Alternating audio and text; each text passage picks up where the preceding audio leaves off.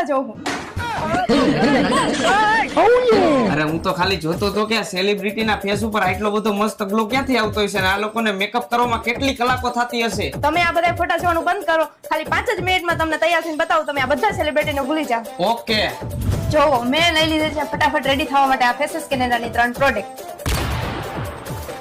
જો સૌથી પહેલા મેં લઈ લીધી ફેસેસ કેનેડાની સ્ટ્રોક ક્રીમ જેનું શેડ છે રોઝ ગોલ્ડ અને આ સુપર કમ્ફી છે. આ લગાવવાથી ફેસ ઉપર ઇન્સ્ટન્ટ ગ્લો આવી જાય છે.